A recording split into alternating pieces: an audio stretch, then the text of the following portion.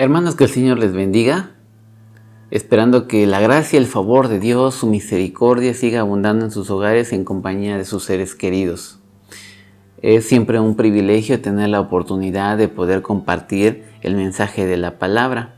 Y ahora quiero comenzar con una oración. Vamos a poner en las manos de Dios este momento, que Él hable a nuestro entendimiento, pero que también nuestro corazón sea motivado, que nuestra voluntad sea motivada a poner en práctica lo que aprenderemos hoy acerca del tema de la oración. Le invito a que cierre sus ojos y vamos a buscar la dirección del Señor. Padre, lleno de amor, de misericordia, tú eres Dios, todopoderoso, creador de todas las cosas y dador de la vida. En este momento nos disponemos como iglesia a reflexionar en tu palabra. Tu palabra es la que nos da vida, tu palabra es la que nos da aliento. Eres tú, Señor, el que nos fortalece por medio de ella.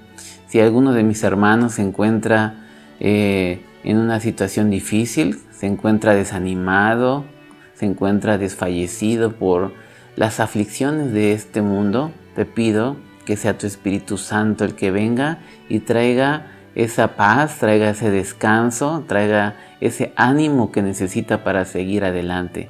Porque tú eres el que ha prometido, Señor, tú eres el que nos levanta, tú eres el que nos da su bendición, tú eres, Señor, el que nos guarda, tú eres Dios el que hace la obra en nosotros y el que la ha iniciado y se encargará de perfeccionarla día con día.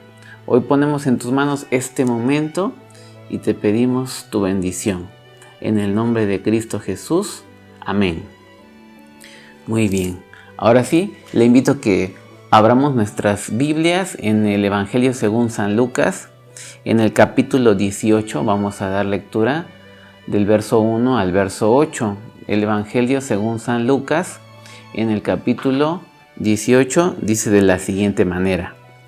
También le refirió Jesús una parábola sobre la necesidad de orar y no desmayar, diciendo: había en una ciudad un juez que ni temía a Dios ni respetaba a hombre. Había también en aquella ciudad una viuda, la cual venía a él diciendo: hazme justicia de mi adversario. Y él no quiso por algún tiempo, pero después de esto dijo dentro de sí: aunque ni temo a Dios, ni tengo respeto a hombre, sin embargo, porque esta viuda me es molesta, le haré justicia, no sea que viniendo de continuo me agote la paciencia. Y dijo el Señor: oíd lo que dijo el juez injusto. ¿Y acaso Dios no hará justicia a sus escogidos que claman a Él día y noche? ¿Se tardará en responderles? Os digo que pronto les hará justicia. Pero cuando venga el Hijo del Hombre, ¿hallará fe en la tierra? Pero cuando venga el Hijo del Hombre, ¿hallará fe en la tierra? Palabras de nuestro Señor Jesucristo. Y están contempladas dentro de la parábola de la viuda y el juez injusto. Estoy seguro que usted ha leído varias veces esta narración y está bastante familiarizado con el tema de esta parábola. Tiene que ver con la oración. Y es importante notar que en el contexto de este capítulo, en el capítulo anterior, Jesús está hablando acerca de un tema completamente diferente.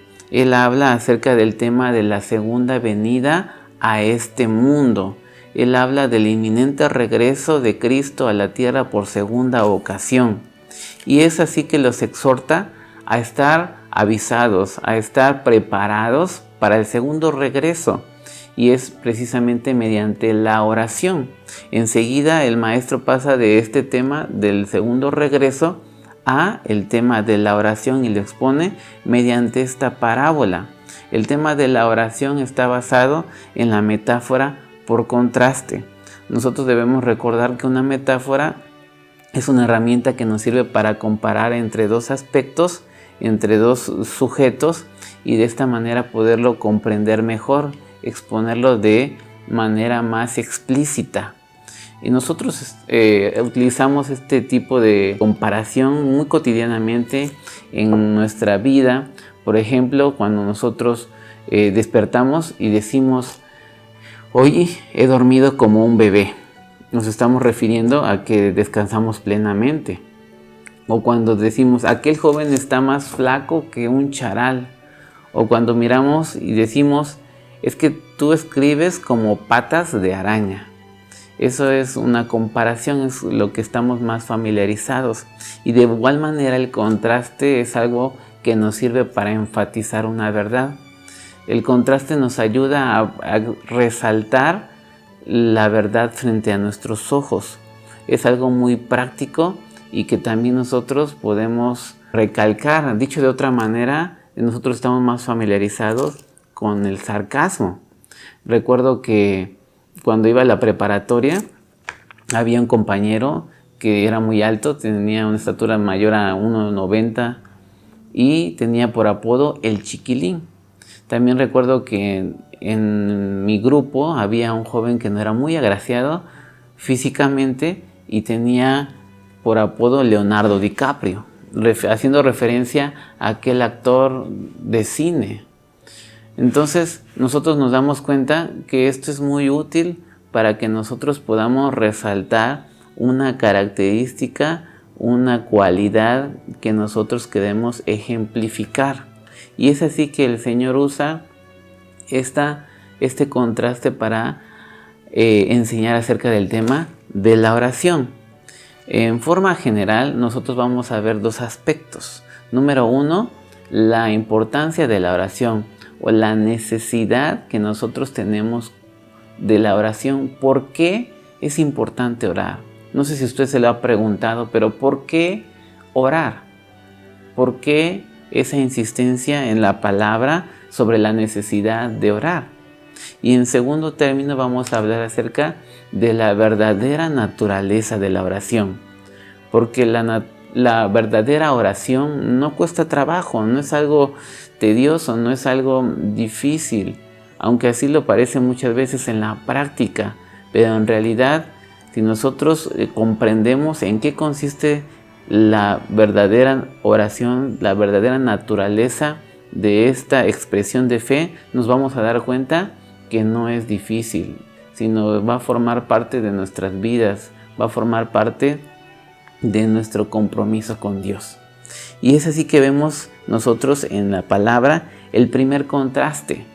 Vemos en el verso 1 que nos dice, también le refirió Jesús una parábola sobre la necesidad de orar siempre y no desmayar.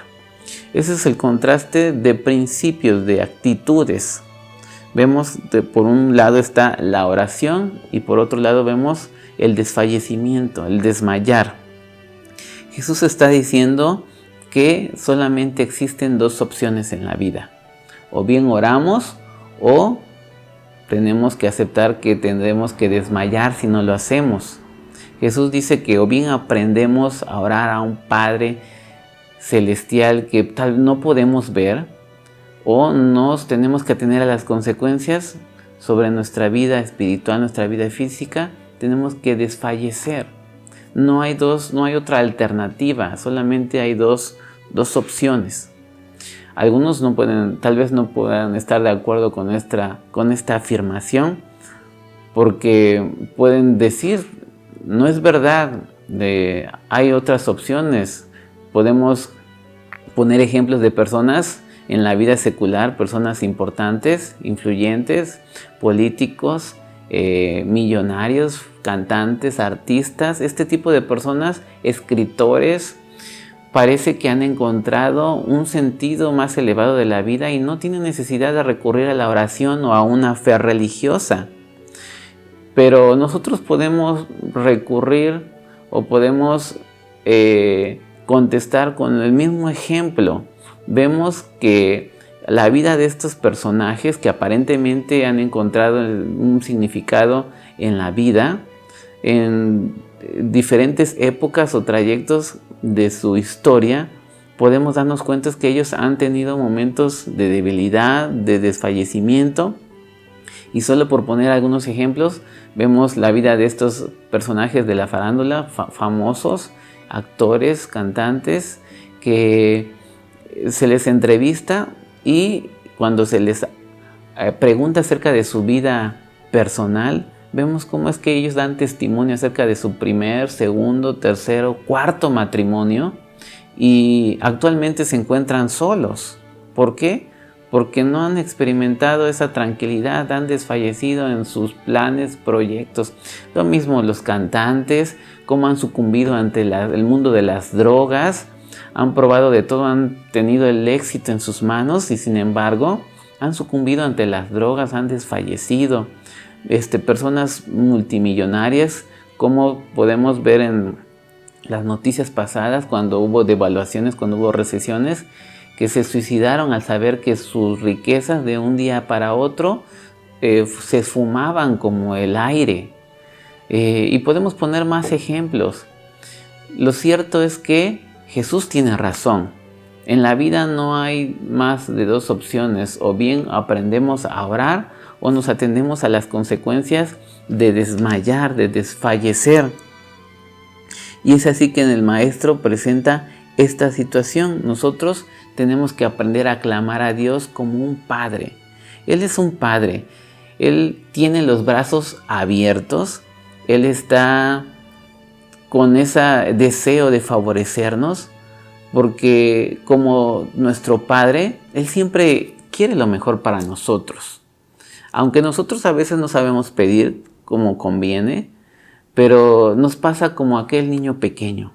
Cuando él se siente afligido, cuando él se lleva un golpe, cuando él se siente imposibilitado en su capacidad, él solamente puede voltear a ver a su madre con esos ojos llorosos, y aunque no sabe expresarse de la manera correcta, pero su madre la mayoría de las veces sabe qué le está pasando, sabe qué es lo que necesita y recurre a su ayuda, recurre a su auxilio.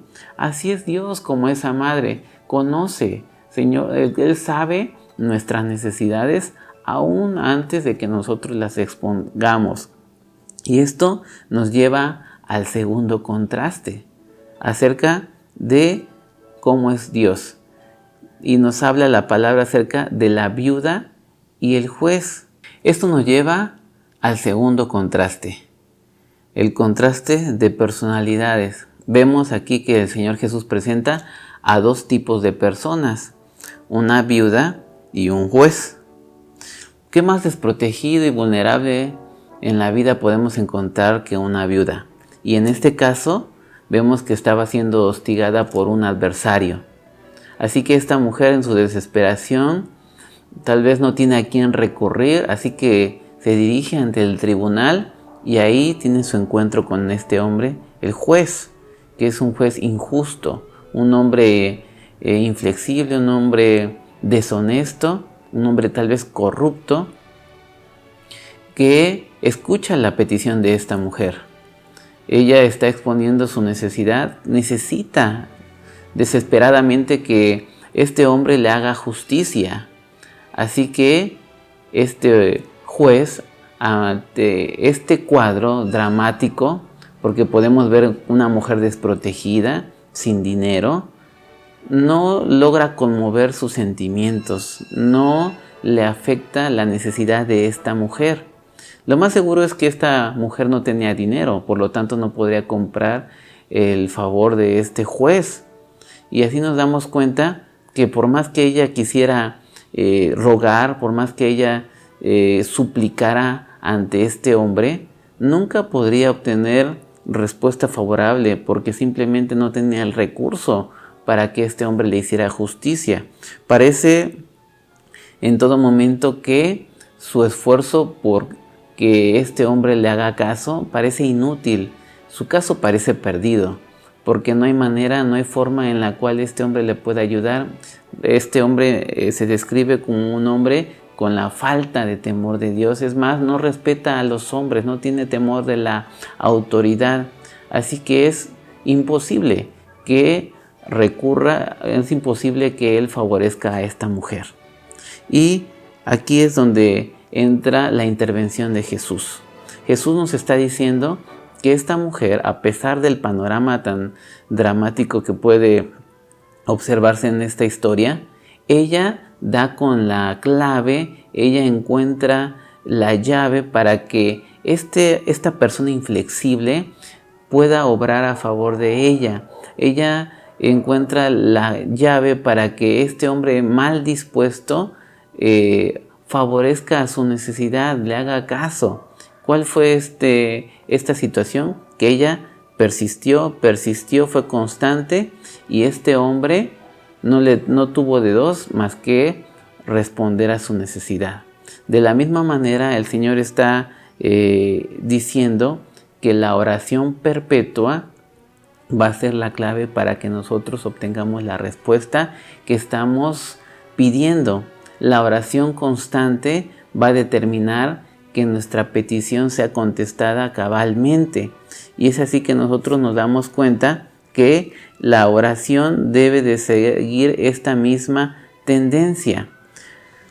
Cuando la vida a veces nos parece frívola, cuando estamos en la misma situación de esta mujer que se encontraba desprotegida, cuando somos vulnerables, cuando las situaciones sobrepasan nuestros recursos, cuando nos vemos excedidos en nuestras posibilidades y estamos en desesperación como esta mujer, Jesús dice que hay una sola salida. Cuando estamos en un lugar de oscuridad y no vemos la luz, Jesús dice que sí hay una luz en el camino, y esa respuesta o esa salida es la oración, el clamor a Dios. La oración es la salida a nuestros problemas. La oración conmueve el corazón de Dios, porque Dios es un Dios de amor, es Dios de misericordia. Y esto nos lleva al tercer contraste: el juez y Dios. Dios y el juez. Tenemos que Dios no es como aquel juez injusto. Dios no es como este hombre inflexible, tacaño, corrupto. Todo lo contrario. Vemos en el verso 6 que nos describe: y dijo el Señor, oíd lo que dijo el juez injusto. ¿Y acaso Dios no hará justicia a sus escogidos que claman a Él día y noche? ¿Se tardará en responderles? Os digo que pronto les hará justicia. Es algo muy lógico de entender, ¿verdad? No se le puede comparar a Dios con cualquier persona, mucho menos con este hombre impío que nos narra la palabra, que no tenía temor de Dios ni de las autoridades. Era un hombre totalmente frío, era un hombre que no respetaba a las leyes. Nosotros podemos imaginarnos la escena de esta mujer y observando que estuvo constantemente dando lata ante la puerta de este juez, estuvo persistente, siendo constante hasta que logró su objetivo, que este juez impío le hiciera justicia.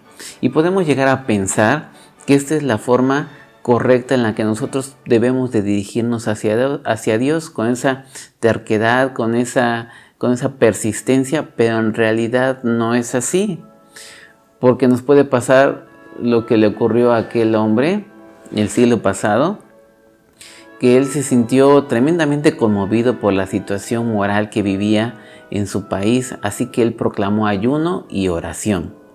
Y él dijo que no iba a parar o no iba a terminar ese ayuno hasta que viera la mano de Dios obrando a su alrededor, hasta que las personas tuvieran ese pleno convencimiento y tuvieran el arrepentimiento genuino, hasta que ellos estuvieran realmente conmovidos de sus pecados y hubiera un avivamiento en su territorio. Así que comienza el ayuno y era algo muy notable. Los medios de comunicación estaban al pendiente porque al transcurso de los días su salud se fue deteriorando y él llegó a postrarse en la cama hasta no poderse mover. Sin embargo, no desistió.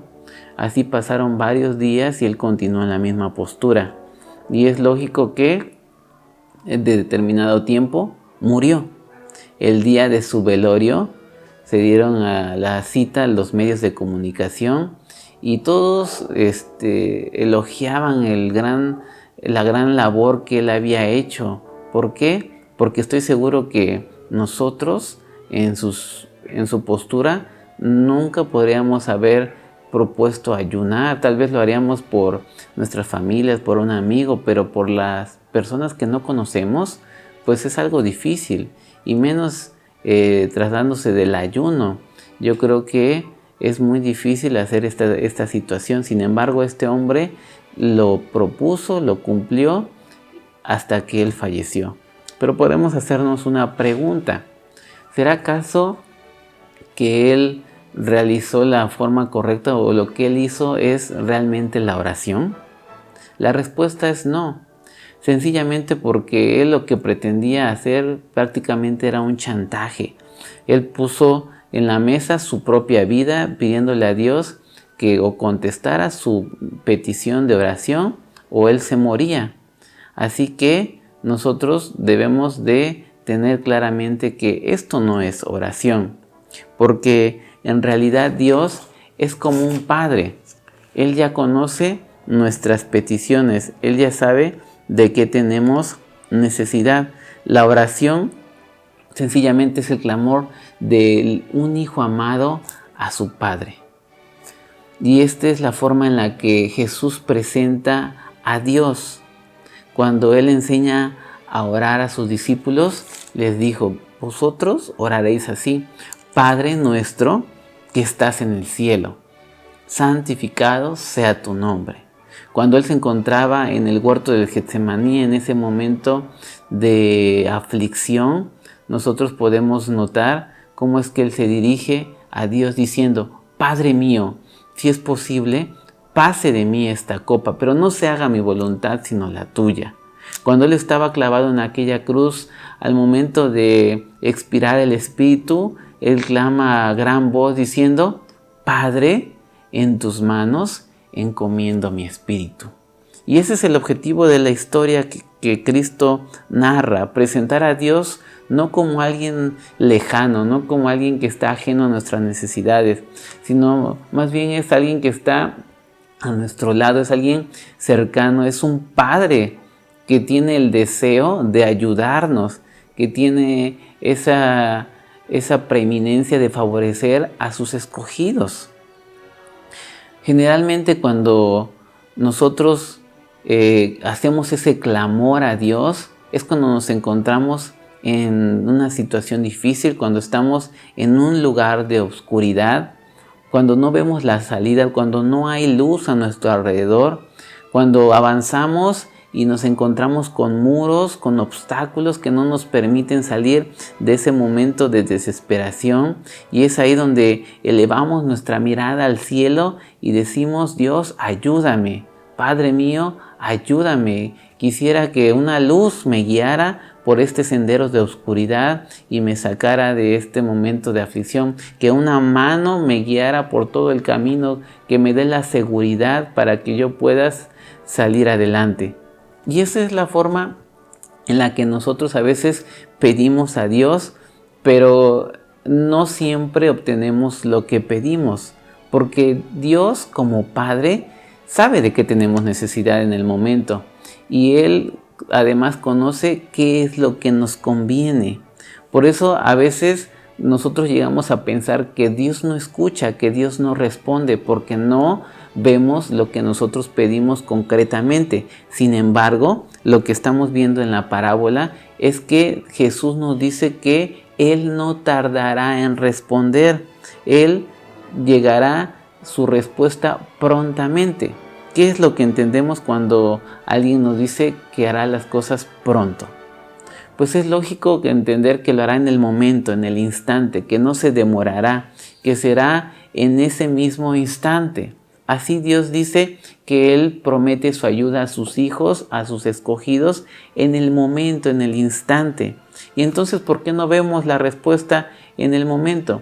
Porque nosotros a veces tenemos la mente o la vista limitada. Cuando nosotros clamamos a Dios en ese momento de oscuridad, el Señor sí responde. El Señor pone su mano, pone su brazo sobre nuestro hombro, nos abraza, nos da la seguridad, nos da la paz en el momento de la aflicción, nos da ese apretón de mano que nos anima a seguir adelante, a confiar en que aunque vemos tormentas, aunque hay rayos, aunque la oscuridad no se ha ido, pero Él está a nuestro lado. Él nos está acompañando, nos está dando su protección, aunque vemos lo difícil de la circunstancia.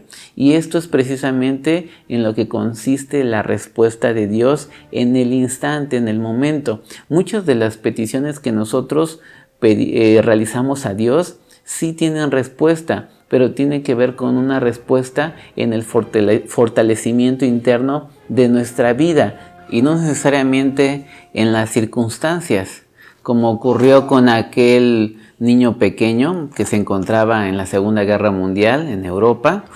En su casa estaba solo con su madre y en la noche estaban los aviones bombardeando un campamento militar que se encontraba a unos cuantos kilómetros de su casa.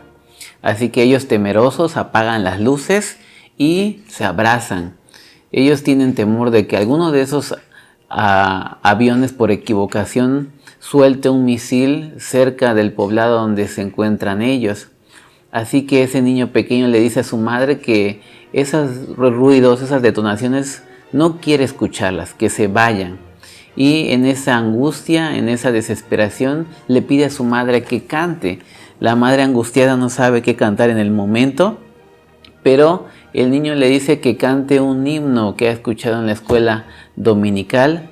Y es así que en determinado momento, mientras ella se encuentra cantando, ese niño se queda profundamente dormido.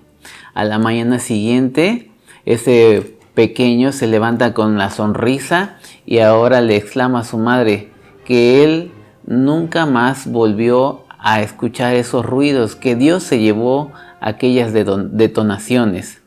Lo que sucedió es que Dios opera de esa manera.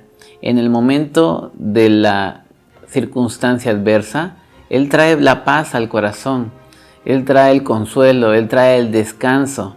Y esa es la forma en la que actúa el Señor y esa es la pronta respuesta que Jesús promete si clamamos a Dios como nuestro Padre. Esto lo vemos en el verso 7. Dice, ¿y acaso Dios no hará justicia a sus escogidos que claman a Él día y noche? ¿Se tardará en responderles? Os digo que prontamente les hará justicia.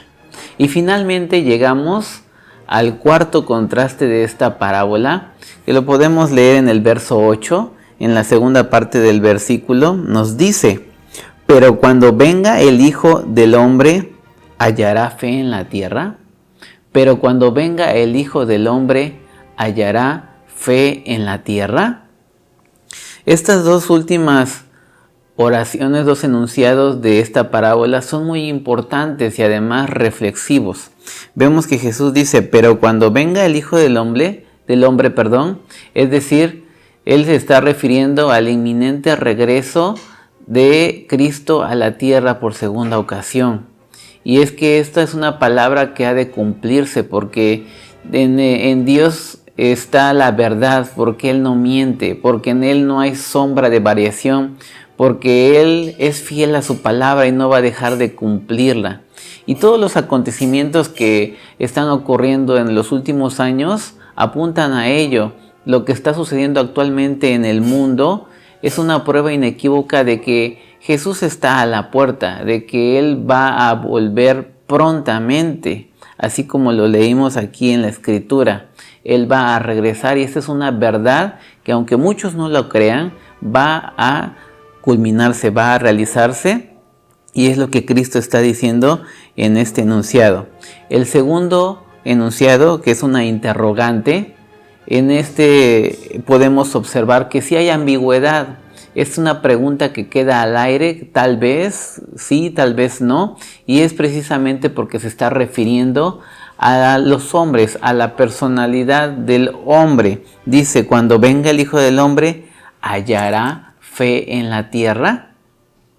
Nos damos cuenta que la oración es una expresión de fe. Lo que Jesús está diciendo es que cuando venga el Hijo del Hombre, ¿hallará personas que se encuentren orando con fe? ¿Habrá este tipo de personas que estén clamando a Dios como un Padre, que tengan esa confianza y esa certeza de que Él los oye? Así lo dice la palabra, que todo aquel que se acerca a Él tiene que creer que Él existe, que Él es real y que además premia, galardona a los que se acercan a Él.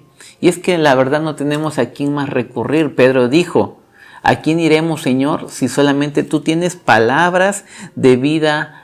Tú eres el camino, la verdad y la vida. Estoy seguro de que el apóstol Pedro podría comparar su vida antes y después de Jesús. Y él estaba seguro que si desistía o si abandonaba o si dejaba de escuchar las palabras del maestro, su vida volvería a ser común y cotidiana, no tendría sentido, desfallecería. Estoy seguro que él comprobó en su propia experiencia la verdad, que en las palabras de Cristo había vida. El profeta Habacuc también dice que el justo por la fe vivirá. Y nosotros sabemos que la expresión de fe en este momento que estamos analizando es la oración.